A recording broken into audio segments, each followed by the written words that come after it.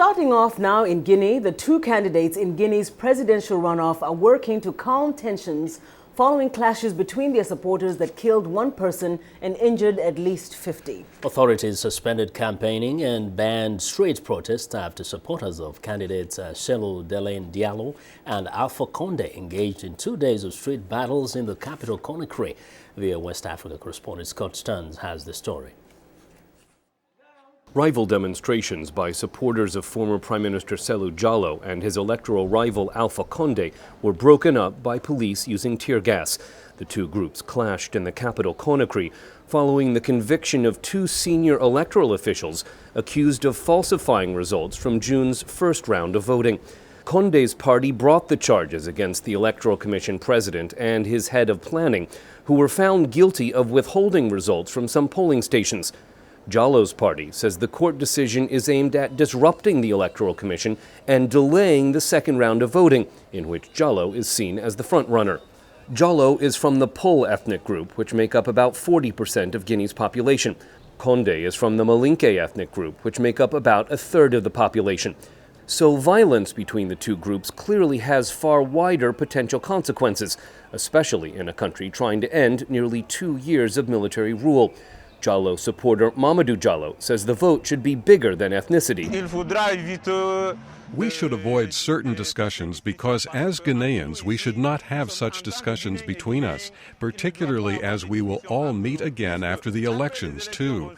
So as Guineans between Guineans, we should forget the hatred and the ethnocentrism. Speaking to reporters before the clashes, the head of the European Union mission to Guinea, Alexander Lambsdorff, said tensions are clearly rising ahead of the vote. It's an extremely important election. It's clear that there are tensions between the two camps, and it's a normal thing in any democracy anywhere in the world. Lambsdorff urged both candidates to refrain from electoral rhetoric that antagonizes opponents. Ce qu'à mon avis n'est pas légitime, c'est un discours inflammatoire. In my opinion, it's not correct to have inflammatory speeches that use community aspects to inflame the situation.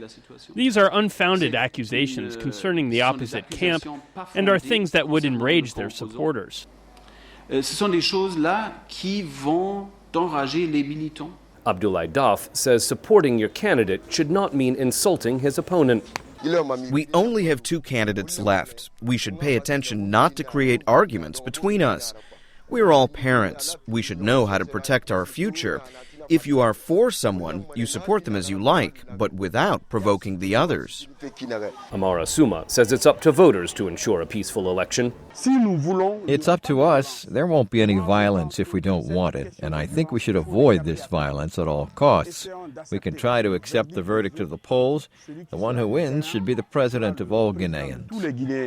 The Electoral Commission says suspending presidential campaigning will not delay Sunday's scheduled vote.